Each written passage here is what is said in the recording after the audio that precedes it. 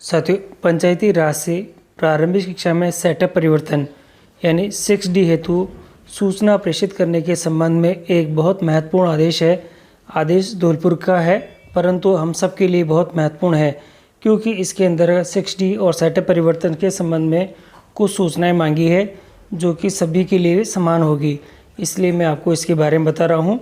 इसमें लिखा हुआ है कि प्रासंगिक पत्र में निर्देशानुसार पंचायती राज अधिनियम के तहत नियुक्त जिनकी पंचायती राज विभाग के द्वारा की गई है नियुक्ति अध्यापक तृतीय श्रेणी को राजस्थान शिक्षा राज्य एवं अधीनस्थ सेवा नियम 2021 के नियम 6(3) के तहत प्रारंभिक शिक्षा विभाग में सेवाएं स्थानांतरित की जानी है।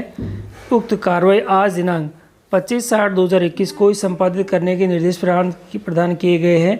अतः आप अपने परिक्षेत्र के पीओ एवं यूसीओ साहिबान से उक्त वांछित सूचना संलग्न प्रपत्र में सॉफ्ट एवं हार्ड कॉपी में आज ही प्रेषित करें। और इसके अंदर दे रखा है यहाँ पे जो सबसे महत्वपूर्ण है साथियों, यही पैराग्राफ है।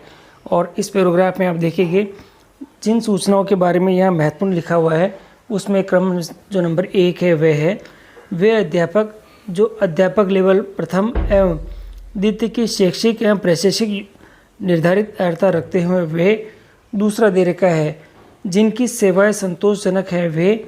और सबसे महत्वपूर्ण है तीसरा बिंदु, इसमें दे रखा है अध्यापक जिनकी सेवाएं 31 मार्च 2021 तक। साथियों आप थोड़ा नोट कर लीजिएगा, 31 मार्च 2021 तक 3 वर्ष की हो गई है, अर्थात वे अध्यापक जिनकी नियुक्ति 1 अप्रैल 2018 से पूर्व की है।